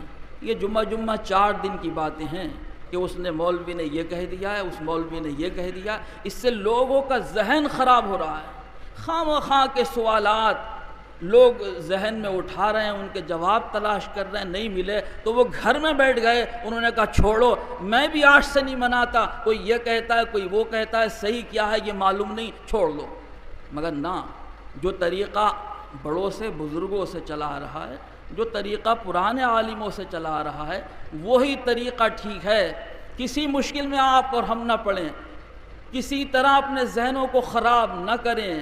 رسول پاک صلی اللہ علیہ وسلم ہمارے سروں کے تاج ہیں، ہماری روحوں کے اور ہمارے دلوں کے بادشاہ ہیں، ہمارا ایمان ہے، ہماری جان ہے۔ ہم ان کے لیے اپنے دلوں کو سجا لیں تو کیا غم کی بات ہے۔ پاک کردم خانہ دل راز نقش غیر تو، اے محبوب تیرے خاطر میں نے اپنے دل کو پاک اور صاف کر لیا ہے۔ کسی دن تیرا خیال آ کے دل میں مہمان بن جائے تو دل کا ویرانہ جو ہے وہ آباد ہو جائے۔ اللہ تعالی ہم سب کو اور آپ کو اپنے پرانے طریقوں کے اوپر قائم رکھے۔ درود پاک پڑھو، باوضو رہو، جتنا پڑھا جائے پڑھو۔ اللہم صلی علی سیدنا و حبیبنا و نبینا و کریمنا و مولانا محمد و بارک وسلم۔ آپ نے فرمایا جس مومن نے ایک بار درود پڑھا ہے، اللہ اور اس کے فرشتے اس کے اوپر جواب میں 10 بار درود پڑھیں گے۔ اس سے عظیم کوئی عبادت نہیں ہے کل کی شام تک، آج پوری رات، کل کا پورا دن۔ اس سے عظیم، اس سے افضل، اس سے بہتر، اس سے زیادہ روحوں کو صاف کرنے والی کوئی عبادت نہیں ہے کہ ہم اپنے دل سے اپنے آقا کو یاد کریں اور ان کی بارگاہ میں درود کے نذرانے بھیجے چلے جائیں۔ شاید کوئی درود ایسا ہو کہ جو ان کے دربار میں مقبول ہو جائے اور زندگی کا بیڑا پار ہو جائے۔ عام ہے ان کے تو الطاف، شہیدی سب پر تجھ سے کیا ضد تھی اگر تو کسی قابل ہوتا۔ عام ہیں ان کے تو الطاف شہیدی سب پر، تجھ سے کیا ضد تھی اگر تو کسی قابل ہوتا۔ ایک میں ہوں کہ کبھی کام نہ آیا ان کے، ایک میں ہوں کہ کبھی کام نہ آیا ان کے، ایک وہ ہیں کہ ہر ایک موڑ پہ کام آتے ہیں۔ نظم حشر میں ہر ایک مشکل میں، نظم حشر میں ہر ایک مشکل میں کام آتے ہیں تو سرکار ہی کام آتے ہیں۔ آپ کی چشم کرم پہ ہے بھروسہ ورنہ، آپ کی چشم کرم پہ ہے بھروسہ ورنہ مجھ کو سجدے نہ رکوع نہ قیام آتے ہیں۔ ونصلی علی رسولہ الکریم، اما بعد، فاعوذ باللہ من الشیطان الرجیم، بسم اللہ الرحمن الرحیم۔ لقد من اللہ علی المؤمنین اذ بعث فیہم رسولا من انفسہم یتلو علیہم آیاتہ ویزکیہم ویعلمہم الکتاب والحکمہ وإن كانوا من قبل لفی ضلال بعید۔ صدق اللہ۔ محترم حضرات کرام، میلاد مبارک اور درود پاک کی محفل ہے، آپ کے سامنے کچھ عرض کروں اس سے پہلے ہم سب کے آقا و مولا خاتم النبیین اشرف المرسلین رحمت للعالمین شفیع المذنبین جناب احمد مجتبی محمد مصطفیٰ صلی اللہ علیہ وآلہ وسلم کے دربار عالی میں درود پاک کا ہدیہ پیش کریں۔ اللہم صلی علی سیدنا وعلی آل سیدنا و مولانا محمد وبارک وسلم صلی اللہ۔ جیسا کہ ابھی آپ حضرات سن رہے تھے کہ ایک چاہنے والے کے لیے کیوں، کیسے، کس وجہ سے یہ چیز معنی نہیں رکھتی۔ اپنے معشوق کی محبت کو ثابت کرنے کے لیے وہ دلیلوں کا محتاج کبھی نہیں ہوتا، کسی اصول اور ضابطے کی پابندی نہیں کرتا۔ آپ دیکھ لیجئے، دنیا کے اندر اگر کسی کو کسی سے محبت ہو جاتی ہے، جو دنیاوی محبت ہوتی ہے، فانی محبت ہوتی ہے، واقعی اگر کسی کو کسی سے ہو جاتی ہے تو وہ اس کی محبت میں اندھا ہو جاتا ہے اور سب کچھ کر گزرنے کو تیار ہو جاتا ہے، یہاں تک کہ اپنی جان کو بھی جان نہیں سمجھتا، اور اگر اسے یہ محسوس ہوتا ہے کہ میری محبت مجھے حاصل نہیں ہوگی تو جان جیسی بیش قیمت نعمت کہ دنیا میں جس سے بڑی کوئی چیز نہیں ہے وہ اس کو بھی داؤں پر لگا دیتا، ختم کر لیتا ہے اپنے آپ۔ یہ حال ہے اس محبت کا جو فانی ہے، دنیاوی ہے، ناپائیدار ہے، اس کے اندر انسان کے یہ جذبات ہوتے ہیں، اس حد تک انسان پہنچ جاتا ہے۔ اور اگر اللہ کا رحم و کرم اور انعام و اکرام کسی بندے کے اوپر ایسا ہو جائے کہ اس کا دل مچلنے لگے خدا اور اس کے رسول کی محبت میں، اور ایک عجیب کیفیت اور تڑپ پیدا ہو جائے اس کے دل میں محبت احمد مجتبی محمد مصطفیٰ صلی اللہ علیہ وآلہ وسلم کی، تو اس شخص کو بھی پھر کسی چیز کی دلیلوں کی پرواہ نہیں رہتی۔ صحابہ کرام سے زیادہ متقی، زیادہ بڑا عالم، زیادہ بڑا موحد تو کوئی ہو نہیں سکتا۔ کوئی واسطہ نہیں تھا ان کے اور رسول اللہ کے بیچ، یا یوں کہیے کہ وہ اللہ تعالیٰ سے بس ایک واسطہ رکھتے تھے بیچ میں، جناب احمد مجتبی محمد مصطفیٰ صلی اللہ علیہ وآلہ وسلم کا۔ اسی لیے کہا جاتا ہے، ان کے متعلق بیان کیا گیا ہے کہ کوئی کتنا بھی بڑا ولی کیوں نہ ہو جائے، ولایت کے آخری درجے پہ کیوں نہ پہنچ جائے، مگر حضور کے سب سے کم درجے کے صحابی کے مرتبے کو وہ کبھی نہیں پہنچ سکتا۔ غوث اعظم حضرت شیخ عبد القادر جیلانی محبوب سبحانی رحمت اللہ علیہ، جو امام الاولیاء کہلاتے ہیں، جن کے متعلق یہ بات طے ہے کہ کوئی ولی ان کے مرتبے کو نہیں پہنچا ہے، نہ پہنچے۔ ان کے متعلق میں نے کسی کتاب میں پڑھا تھا کہ انہوں نے یہ فرمایا ہے کہ حضور کے آخری درجے کے جو صحابی رسول ہوں، صحابی ہوں، اور ان کا گھوڑا ہو، اس گھوڑے کی ٹاپوں پر، اس کے قدموں پر جو دھول اور خاک لگی ہو، یہ عبد القادر ان صحابی رسول کے گھوڑے کے ٹاپوں کی دھول کو نہیں پہنچ سکتا۔ یہ فرما رہے ہیں امام الاولیاء حضرت شیخ عبد القادر جیلانی محبوب سبحانی رحمت اللہ علیہ۔ تو اب آپ بتائیے صحابہ کرام کے مرتبے کے بارے میں ہم کیا تصور کر سکتے؟ ان صحابہ کرام کا حال یہ تھا کہ رسول اللہ نے چکر لگائے، وجہ نہیں پتا کیوں لگائے، کیا مقصد تھا۔ سب سے بڑی وجہ ان کے دل میں کیا تھی؟ محبت، یاد تھی رسول اللہ کی، دل تڑپتا تھا رسول اللہ کی یاد میں، ایک ایک ادا اور بات کو یاد کرتے تھے کہ یہاں سے میں گزرا تھا کسی زمانے میں رسول اللہ کے ساتھ اس راستے سے، یہ وہ جگہ ہے، مجھے یاد آ رہی ہے کہ یہاں پر چکر لگائے تھے آپ نے، تو میں بھی کیوں نہ لگا لوں۔ یہاں پر قضائے حاجت کی تھی آپ نے، مجھے تو ضرورت نہیں ہے، مگر رسول اللہ نے یہ طریقہ اختیار کیا تھا، قضائے حاجت کے لیے کونے میں بیٹھے تھے، تو اس نقل میں میں بھی بیٹھ جاؤں۔ اسے کہتے ہیں محبت، اسے کہتے ہیں تڑپ، کہ جو کسی چیز کی محتاج نہیں ہوتی۔ اور میں پڑھ رہا تھا مختلف علماء کے اقوال میلاد نبی صلی اللہ علیہ وسلم کے منانے کے تعلق سے، تو ان سب باتوں کا لب لباب اور خلاصہ یہ نکل کر آیا کہ یہ ساری باتیں، یہ دلیلوں کی ضرورت 100 سوا 100 سال کی یہ باتیں ہیں۔ اس سے پہلے کہ جتنے علماء تھے 1200 سال کے، وہ کوئی دلیل یا کوئی گفتگو، کوئی چونچرا میلاد نبی صلی اللہ علیہ وسلم کے منانے پہ نہیں کرتے۔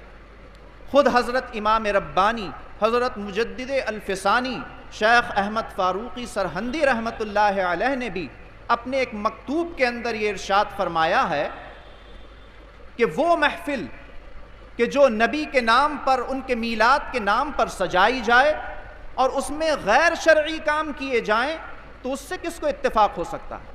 لیکن وہ محفل کہ جس کے اندر مقصد ہو دلوں میں تعظیم پیدا کرنا، مقصد ہو نبی کریم صلی اللہ علیہ وسلم کی مبارک زندگی کے پہلوؤں کو اجاگر کرنا، وہ باعث اجر و ثواب ہے، مستحسن ہے، اور میں اس کا قائل ہوں۔ ایک ہی مکتوب کے اندر آپ نے دونوں باتیں ارشاد فرمائیں۔ بڑے بڑے علماء کے اقوال اس میں لکھے ہیں کہ انہوں نے فرمایا کہ اللہ کے رسول کا ذکر کرنا کسی محفل میں، یہ کس طرح غلط بات ہو سکتی ہے، کس طرح کمزور بات ہو سکتی ہے۔ حضرت شیخ عبد الحق محدث دہلوی رحمت اللہ علیہ، جو اپنے وقت کے بہت بڑے بزرگ اور محدث گزرے ہیں، حضرت مجدد الفسانی کے دور سے ملتا ہوا ہی ان کا دور ہے، تقریباً 400 سال ہو گئے۔ انہوں نے بزرگان دین کے حالات میں ایک کتاب لکھی ہے جس کا نام ہے اخبار الاخیار۔ بڑے بڑے اولیاء کرام کے اس میں تذکرے انہوں نے کی۔ جب انہوں نے پوری کتاب لکھ لی تو کتاب لکھنے کے بعد آخر میں وہ یہ لکھتے ہیں کہ اے اللہ، یہ عبد الحق اپنے آپ کو اس لائق نہیں سمجھتا کہ اس کی بخشش کی جائے، اور اے مولا، جب میں اپنی زندگی پر نظر ڈالتا ہوں تو مجھے اپنا کوئی عمل ایسا نظر نہیں آتا کہ جس کو میں تیرے دربار عالی میں نجات کا وسیلہ بنا کر پیش کر سکوں، مگر اے میرے مولا، ایک میرا عمل ہے جو میں بڑے دل کے ساتھ اور نہایت خلوص و محبت کے ساتھ کرتا ہوں، اور وہ عمل یہ ہے کہ میں رسول کریم صلی اللہ علیہ وسلم کے دربار عالی میں کھڑے ہو کر نہایت عقیدت و محبت کے ساتھ صلاۃ و سلام پڑھتا ہوں. یہ میرا طریقہ ہے. بس اپنے اس طریقے کے اوپر مجھے کچھ بھروسہ ہوتا ہے کہ شاید کہ نبی کریم صلی اللہ علیہ وسلم کی نظر رحمت بروز محشر میری طرف ہو جائے اور میرا یہ عمل میرے لیے باعث نجات ہو جائے. کون بیان کر رہے ہیں اور کس چیز کے متعلق بیان کر رہے ہیں؟ جو ہم پڑھتے ہیں یا نبی سلام علیکہ، یا رسول سلام علیکہ، یا حبیب سلام علیکہ، صلوات اللہ علیکہ. یہ عمل جو ہم کرتے ہیں اس کے متعلق اپنے وقت کے مضبوط ترین محدث شیخ عبدالحق محدث دہلوی رحمۃ اللہ علیہ ان خیالات کا اظہار. تو اگر ہم کھلے دل کے ساتھ، صاف دل کے ساتھ اپنے اسلاف کی کتابوں کا مطالعہ کریں اور ان لوگوں کے، بزرگوں کے بھی حالات دیکھیں کہ جن کو دلیلوں کی ضرورت پڑتی ہے ان مبارک طریقوں کے اندر، تو نظر یہ آتا ہے کہ ان سب کے اکابر بزرگان دین میلاد پاک کی محفلوں کو، صلاۃ و سلام اور قیام میں کھڑے ہونے کو اپنی نظر میں پسندیدہ سمجھتے تھے، باعث اجر و ثواب سمجھتے تھے، نجات کا ذریعہ اس کو جانتے تھے. کوئی اختلاف نہیں تھا. اللہ تبارک و تعالی ہمارے دلوں کے اندر محبت کا غلبہ پیدا فرمائے اور شریعت کی حدوں کی پابندی بھی ہمیں عطا فرمائے، تاکہ محبت کے نام پر ہم کوئی ایسا کام نہ کر بیٹھیں جس سے اللہ اور اس کے رسول ناراض ہوں. اور کیوں نہ منائیں میلاد؟ دیکھیے کوئی کسی کو ایسے یاد دنیا میں نہیں کرتا. ماں باپ سے زیادہ کون ہے کسی کے لیے کہ جنہوں نے پیدا کیا؟ مگر کیا حال ہوتا ہے، ماں دنیا سے گئیں یا والد چلے گئے، دل بڑا بے چین و بے قرار ہوا. 3 دن 4 دن 8 دن 40 دن، مگر انسان اپنے کاموں میں لگ گیا، غم غلط ہو گیا، سب بھول گئے، کوئی کسی کو یاد نہیں رکھتا. وقتاً فوقتاً کوئی ذکر آ گیا تو یاد کر لیا. لیکن اگر کوئی ذات ایسی ہو کہ جس کے احسانات، جس کے کرم و الطاف ہماری سانس سانس ہوں، قدم بقدم ہوں، جناب احمد مجتبی محمد مصطفیٰ صلی اللہ علیہ وآلہ وسلم، تو ان کو کس طرح بلایا جا سکتا؟ کیسے ان کے ذکر پاک کی محفل کو کمزور سمجھا جا سکتا ہے؟ کیونکہ وہ محسن اعظم ہیں، محسن انسانیت. اور کیا ہے آپ کے احسانات میں سب سے بڑا احسان؟ حدیث پاک جس کو مشترک بیان کیا ہے ابو داود نے، نسائی نے اور دیگر محدثین کرام نے رحمت اللہ علیہم اجمعین، اس کے اندر نبی کریم صلی اللہ علیہ وسلم کا یہ بیان ہے. آپ فرماتے ہیں کہ اے لوگو، جمعے کے دن زیادتی کے ساتھ، کثرت کے ساتھ میرے اوپر درود پڑھا کر. اس لیے کہ جمعے کا دن یہ وہ مبارک دن ہے کہ جس میں اللہ تعالیٰ نے حضرت آدم کو پیدا فرمایا، اور یہی وہ دن ہے کہ جس کے اندر حضرت آدم کو وفات دی. اور فرماتے ہیں کہ یہی وہ دن ہے کہ جس کے اندر قیامت کا سور پھونکا جائے گا، قیامت قائم ہوگی. لہٰذا بابرکت دن ہے، اس میں تم کثرت کے ساتھ میرے اوپر درود و سلام پڑھا کرو.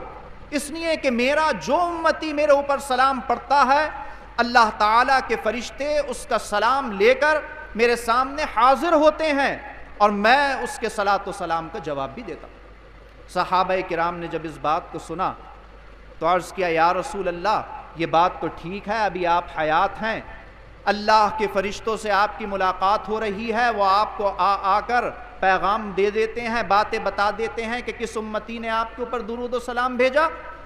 لیکن جب آپ وفات پا جائیں گے اور ہم یہ سمجھنے لگیں گے کہ آپ مٹی میں مل گئے، تو پھر آپ کیسے جواب دیں گے؟ تو اللہ کے رسول صلی اللہ علیہ وسلم نے اس کا یہ جواب دیا، ان اللہ حرم علی الارض ان تأکل اجساد الانبیاء. اے میرے صحابہ، کیا سمجھتے ہو؟ اللہ تعالیٰ نے زمین کے اوپر یہ حرام کر دیا ہے کہ وہ انبیاء کے جسموں کو کھائے. نبی معظم صلی اللہ علیہ وسلم تو امام ہیں انبیاء کے، سردار ہیں، ان کے متعلق کیسے گمان کیا جا سکتا ہے کہ کوئی بندہ عقیدت اور محبت سے بھرے ہوئے دل سے ان کے دربار میں سلام بھیجے اور وہ اس کے سلام کا جواب نہ دے؟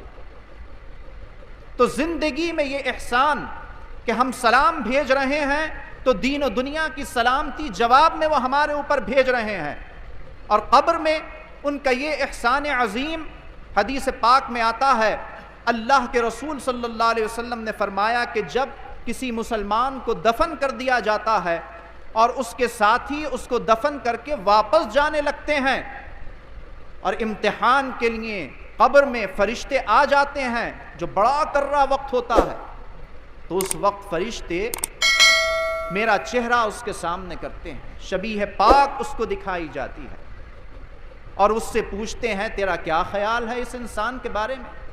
آپ صلی اللہ علیہ وسلم نے فرمایا کہ اگر وہ کافر یا منافق ہوتا ہے تو یہ کہہ دیتا میں نہیں جانتا ان شخص کو، ان کے بارے میں کوئی علم نہیں رکھتا، تو اللہ تعالیٰ کا عذاب اسی وقت سے اس کے اوپر نازل ہونے لگتا، نہایت سخت عذاب۔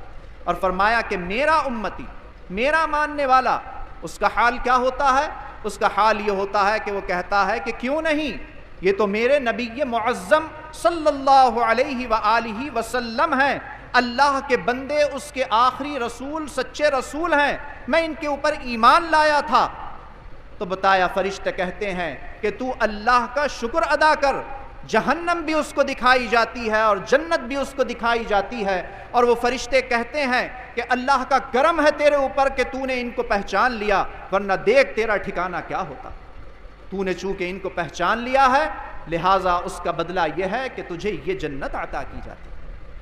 تو دنیا میں بھی ان کا احسان، سلامتی کی دعائیں جواب میں ہمیں بھیج رہے ہیں، اور قبر میں جب میدان محشر میں اور قبر کا اندھیرا اکیلے ہوں گے، کوئی ساتھ نہیں ہوگا، تو تب یہ ان کا احسان کہ ان کی شکل پاک، نورانی شکل تسلی دینے کے لیے فرشتے جب سامنے کریں گے اور بندہ ان کے متعلق شہادت دے گا تو اللہ تبارک و تعالی ان کے صدقے وسیلے قبر کی منزلوں کو آسان کر دے۔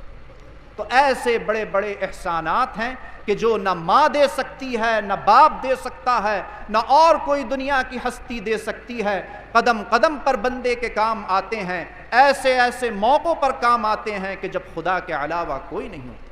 پروردگار عالم ان کی سچی عقیدت و محبت ہمارے اندر پیدا فرمائے۔ اور دیکھ لیے آپ پورے قرآن کو، اللہ تعالیٰ نے کتنی نعمتوں کا ذکر کیا قرآن کے اندر کہ اے بندو ہم نے تمہیں یہ دیا اور یہ دیا اور یہ دیا، تمہارے لیے یہ نعمتیں پیدا کی، یہ بنایا، لیکن کوئی احسان نہیں کیا، کہیں یہ نہیں فرمایا، بلکہ ایک مقام کے اوپر فرمایا کہ لقد من اللہ علی المؤمنین اذ بعث فیہم رسولا من انفسہم یتلو علیہم آیاتہ ویزکیہم ویعلمہم الکتاب والحکمہ وان کانوا من قبل لفی ضلال مبین۔ کہ اے بندو شکر مناؤ، ہمارا احسان مانو کہ رسول معظم صلی اللہ علیہ وسلم کو ہم نے تمہاری ہدایت و رہنمائی کے لیے بھیج دیا، ورنہ تم تو ایسی گمراہی میں پڑے ہوئے تھے کہ جس کا ٹھکانہ نہیں تھا۔ پروردگار عالم اس احسان عظیم کو ماننے کی ہمیں توفیق عطا فرمائے اور ہمارے ٹوٹے پھوٹے دلوں میں آپ کی محبت پیدا فرمائے۔ وآخر دعوانا ان الحمد للہ رب ونصلي على رسوله الكريم اما بعد فاعوذ بالله من الشيطان الرجيم بسم الله الرحمن الرحيم لقد من الله على المؤمنين إذ بعث فيهم رسولا من أنفسهم يتلو عليهم آياته ويزكيهم ويعلمهم الكتاب والحكمة وإن كانوا من قبل لفي ضلال مبين۔ صدق اللہ۔ حضرات کرام، اللہ جل شانہ وعم نوالہ کا ہمارے اور آپ کے اوپر یہ بہت بڑا فضل و کرم اور احسان عظیم ہے کہ اس وقت ہم اور آپ یہاں پر بیٹھ کر ذکر کر رہے ہیں اس ہستی گرامی کا کہ جن کے صدقے اور وسیلے اس کائنات کو بنایا گیا، جن کے صدقے اور وسیلے ہمیں ایمان کی دولت نصیب ہوئی، یعنی ذات جناب احمد مجتبی محمد مصطفیٰ صلی اللہ علیہ وآلہ وسلم۔ اللہ تبارک و تعالی ہم سب کے یہاں جمع ہونے کو بھی اپنے دربار میں قبول فرمائے، اور جو کچھ بیان کیا جائے اس پر ہم سب کو عمل کرنے کی بھی توفیق عطا فرمائے۔ آپ حضرات جانتے ہیں کہ دنیا کے اندر جب کسی کو کسی سے محبت ہو جاتی ہے، کسی سے عشق ہو جاتا ہے، تو عاشق اپنے معشوق کی بے انتہا تعریفات بیان کرتا ہے۔ کبھی تو اس کی زلفوں کا ذکر کرتا ہے، کبھی اس کے لبوں اور ہونٹوں کا ذکر کرتا ہے، کبھی اس کے چلنے کے طریقے کا ذکر کرتا ہے، کبھی اس کے اخلاق اور کردار کا ذکر کرتا ہے۔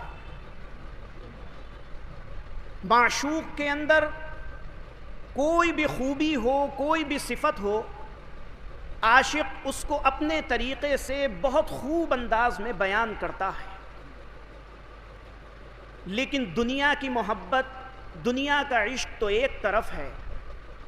جب ہم قرآن کریم پر نظر ڈالتے ہیں اور اس قرآن کریم کے اندر حضور احمد مجتبی محمد مصطفیٰ صلی اللہ علیہ وآلہ وسلم کی سیرت کو دیکھتے ہیں تو کس پیارے انداز میں اللہ جل شانہ وعم نوالہ نے اپنے حبیب مکرم کا ذکر فرمایا ہے۔ جب حضور سے کسی نے اونچی آواز میں بات کری تو اللہ تبارک و تعالی نے فرمایا کہ لا ترفعوا اصواتکم فوق صوت النبی، اے لوگو اپنی آوازوں کو ہمارے نبی کی آواز پر بلند مت کرنا۔ حضور نبی کریم صلی اللہ علیہ وسلم جس شہر میں رہ رہے ہیں اس شہر کی قسمیں اللہ تبارک و تعالی کھا رہا ہے، اور آگے یہ فرما بھی رہا ہے کہ میں اس شہر کی قسم اس لیے کھا رہا ہوں کہ اے نبی آپ جو اس شہر میں رہتے ہیں اور اس شہر میں مقیم ہیں، لا اقسم بہذا البلد وانت حل بہذا البلد، قسم ہے مجھے اس شہر کی اس لیے کہ اے نبی آپ اس شہر میں رہتے ہیں۔ کبھی اللہ تبارک و تعالی اپنے حبیب کو وما ارسلناک الا رحمتا للعالمین کے لقب دیتا ہے، رحمت للعالمین کے لقب سے نوازتا ہے۔ قرآن کریم پڑھتے چلے جائیے اور حضور نبی کریم صلی اللہ علیہ وسلم کی سیرت خدا کی زبان میں سنتے چلے جائیے۔ جب قرآن کریم کے اندر اللہ جل شانہ وعم نوالہ نے رسول کریم صلی اللہ علیہ وسلم کی صفات کا ذکر فرمایا اور آپ سے اپنی محبت کا ذکر فرمایا تو صحابہ کرام رضوان اللہ تعالی علیہم اجمعین نے جب قرآن کریم پڑھا تو آپ کی محبت کا بھی یہ حال ہو گیا کہ حدیث مبارک میں آتا ہے کہ رسول اللہ صلی اللہ علیہ وسلم جب وضو فرماتے تھے تو صحابہ کرام اس وضو کے پانی کو زمین پر بھی گرنے نہیں دیتے تھے اور اپنے ہاتھوں میں لے لیا کرتے تھے۔ حدیث پاک میں آتا ہے کہ صحابہ کرام اس پانی کو لینے کے لیے ایسے آگے بڑھتے تھے اور ایک دوسرے کو پیچھے کرتے تھے، ایسا معلوم ہوتا تھا کہ جیسے جھگڑا کر رہے ہیں، اور اس پانی کو اپنے ہاتھوں میں لے لیا کرتے تھے۔ ایک بہت پیارا واقعہ حضرت عبداللہ ابن عمر رضی اللہ تعالی عنہ کا مجھے یاد آ گیا۔ حضرت عبداللہ ابن عمر رضی اللہ تعالی عنہ حضرت عمر رضی اللہ تعالی عنہ کے صاحبزادے ہیں۔ رسول اللہ صلی اللہ علیہ وسلم کے وصال کے بعد کسی جنگ پر حضرت عبداللہ ابن عمر کا جانا ہوا۔ آپ کے ساتھ مسلمانوں کا لشکر بھی تھا۔ ایک مقام پر حضرت عبداللہ ابن عمر پہنچے اور اپنے گھوڑے سے اتر کر اس مقام کے چکر لگانے لگے۔ پھر کچھ دیر کے بعد ایک کوہنے میں بیٹھ گئے۔ لوگوں کو لگا کہ شاید حضرت عبداللہ ابن عمر پیشاب کر رہے ہیں۔ تھوڑی دیر کے بعد آپ وہاں سے اٹھ کر آئے اور فرمایا کہ اب نماز کا وقت ہو رہا ہے، نماز پڑھ لی جائے۔ چنانچہ صحابہ کرام نے وضو کیا، حضرت عبداللہ ابن عمر نے ان کو نماز پڑھائی۔ لیکن جو پیچھے صحابہ تھے ان کو یہ حیرت ہوئی کہ ہم نے ابھی دیکھا کہ حضرت عبداللہ ابن عمر ایک کونے میں بیٹھے ہوئے پیشاب کر رہے تھے اور آپ نے وضو بھی نہیں کیا اور نماز پڑھانا شروع کر دی۔ بہرحال اس وقت تو نہیں بولے۔ جب نماز سے فارغ ہوئے تو کسی نے حضرت عبداللہ ابن عمر رضی اللہ تعالی عنہ سے پوچھا کہ ہم نے یہ دیکھا کہ آپ اس جگہ پہ آئے تو آپ نے ایک مقام پر جا کر کچھ چکر لگائے، پھر اس کے بعد ایک کونے میں بیٹھ کر پیشاب کرنے لگے۔ پیشاب کرنے کے بعد تو وضو کیا جاتا ہے، آپ نے وضو بھی نہیں کیا۔ حضرت عبداللہ ابن عمر نے فرمایا کہ میں نے پیشاب نہیں کیا تھا، اور جب میں نے پیشاب نہیں کیا تو مجھے وضو کی بھی ضرورت نہیں تھی، میں تو وضو میں ہی تھا۔ تو صحابہ کرام نے پوچھا کہ پھر آپ کیوں بیٹھے تھے اس جگہ پر؟ تو کہنے لگے کہ ایک دن نبی کریم صلی اللہ علیہ وسلم کے ساتھ میں اس جگہ سے گزر رہا تھا، حضور صلی اللہ علیہ وسلم نے ایک مقام پر رک کر کچھ چکر لگائے۔ اب مجھے تو نہیں معلوم کہ حضور نے کیوں چکر لگائے تھے، مجھے وہ بات یاد آ گئی، میں نے بھی اس سنت میں چکر لگا لیے۔ پھر حضور صلی اللہ علیہ وسلم کو پیشاب آیا تو قضائے حاجت کے لیے آپ ایک جگہ پر بیٹھ گئے۔ اب میں نے سوچا کہ مجھے تو پیشاب آ نہیں رہا ہے، تو سوچا کہ کم از کم حضور کی طرح میں اس جگہ پہ بیٹھ جاؤں، ممکن ہے کہ اللہ کے رسول کو میری یہ ادا پسند آ جائے۔ تو صحابہ کرام نے اپنے کردار کے ذریعے سے ایسی مثالیں قائم کر دی ہیں کہ اگر قرآن و حدیث کا مطالعہ کیا جائے تو ایسا محسوس ہوتا ہے کہ جیسے کوئی عاشق اپنے معشوق کا ذکر فرما رہا ہے اور اس ذکر کے اندر اتنی دلچسپی ہوتی ہے کہ کہیں بھی رکنے کو دل نہیں چاہتا ہے۔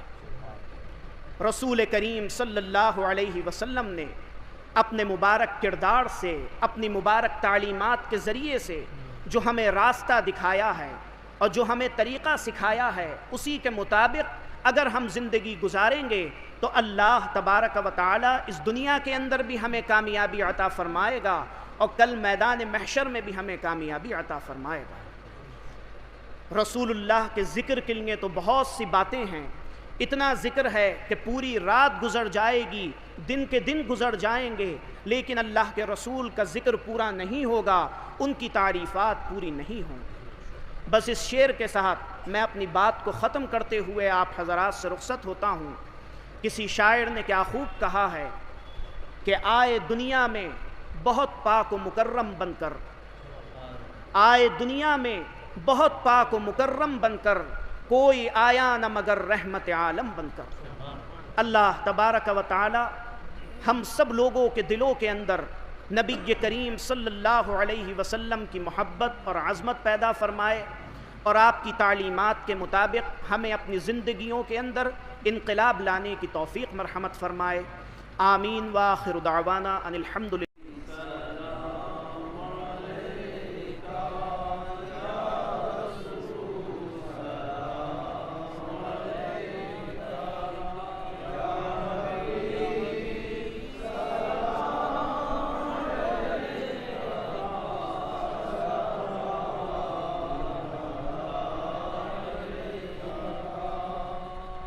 نور کا بستر سرا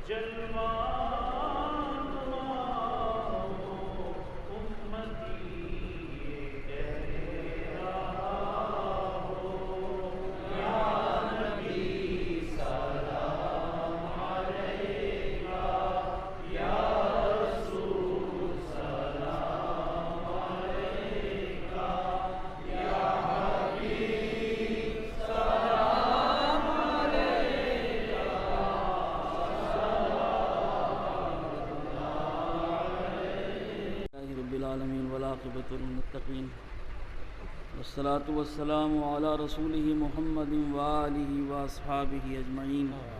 پروردگار عالم، جو کچھ بھی تیرا کلام پڑھا گیا اس کو قبول فرما۔ نبی پاک کی شان میں مبارک نعتیں بھی پڑھی گئیں، درود و سلام کا نذرانہ بھی پیش کیا گیا، تقاریر بھی پیش کی گئیں، وعظ و نصیحت بھی بیان کیا گیا۔ اے مولا، اپنے کرم سے تو اس محفل مبارک کو سرتابہ قبول فرما۔ تمام یہاں جو حاضرین محفل ہیں، اے مولا تو ان کی حاضری اور شرکت اور ہم سب کی شرکت بھی یہاں مقبول فرما۔ اس محفل کا ثواب سب سے پہلے ہم سب کے آقا حضور محمد الرسول اللہ صلی اللہ علیہ وسلم کی ذات گرامی پر پیش فرما۔ ان کے دربار میں اسے مقبول بنا، ان کے صحابہ، صحابیات، پاک ازواج مطہرات، حضرات اہل بیت رضوان اللہ تعالی علیہم اجمعین کے درباروں میں اسے مقبول فرما، اور ان کی ارواح طیبہ کو اس کا ثواب عطا فرما۔ تمام بزرگان اعظام کو بھی اس کا ثواب عطا فرما۔ حضرت غوث اعظم کی ذات گرامی کو عطا فرما، حضرت مجدد الفسانی کی ذات گرامی کو عطا فرما، حضرت حافظ شاہ جمال اللہ اور حضرت شاہ درگاہی محبوب الہی کی ذوات گرامی کو عطا فرما، حضرت قبلہ خطیب اعظم کی ذات گرامی کو عطا فرما، میرے پیر و مرشد کی ذات گرامی کو عطا فرما، اور جو بھی خاصان حق اور اولیاء اعظام ہیں ان سب کی روحوں کو یہ ثواب عطا فرما، تمام مومنین اور مومنات کو عطا فرما۔ اے مولا، ہماری روحوں کو بیدار فرما، نبی پاک کی محبت ہمارے دلوں میں آباد فرما، ان کے توجہات عالیہ سے آج بھی مسلمانوں پہ کرم فرما۔ اے اللہ، ہم ناقص ہیں، تو کامل ہے، ہمارا حال بیان کرنے کے قابل نہیں ہے، سارے عالم کے مسلمانوں کا حال بس ایسا ہی ہے، مگر تو اسی حال پہ ہم سب پہ کرم فرما، اور برطفیل محمد مصطفیٰ کرم فرما، اور ساری امت کو اپنی رحمت کی چادر میں چھپا لے۔ اے اللہ، مسلمان جہاں جہاں بھی ہیں ان سب کے اوپر اپنا خاص فضل و کرم فرما، جان مال عزت آبرو سب کی حفاظت فرما۔ مولا کریم، آنے والے وقت میں اپنے کرم سے مسلمانوں کو بہتر اقتدار عطا فرما، بہتر حکومت عطا فرما، جس میں اسلام کا بھلا ہو، جس میں مسلمانوں کا بھلا ہو۔ اے مولا، ایسا اقتدار تو ہم سب کو مرحمت فرما۔ مولا کریم، آپس کے خلفشار سے ہماری حفاظت فرما، جو مسلمان ہیں، خوش عقیدہ ہیں، ان کو اپنے عقیدے کے اوپر قائم فرما۔ یہ جو موجودہ سیلاب ہے، اے اللہ، بدعقیدگی کے سیلاب سے تو ہماری حفاظت فرما۔ نئے پڑھے لکھے لوگ، نئے ذہن، نئے دماغ، نئی سوچ، نئی فکر، نیا رجحان، اے مولا، اس طرح کے رجحانات سے تو ہماری حفاظت فرما۔ ہمیں اپنے بڑوں کے اور بزرگوں کے طریقے پہ قائم فرما۔ جو بے روزگار ہیں ان کو روزگار عطا فرما، جو بیمار ہیں ان کو شفا عطا فرما، جو پریشان حال ہیں ان سب کی پریشانی دور فرما۔ ہم سب کے اوپر اپنا خاص فضل و کرم فرما۔ یہ زندگی جب تک رہے عزت اور ایمان کی سلامتیاں تو ہم سب کو عطا فرما، اور جب یہ کشتی کنارے ہو تو ہم سب کا خاتمہ کلمہ طیبہ لا الہ الا اللہ محمد الرسول اللہ پر فرما۔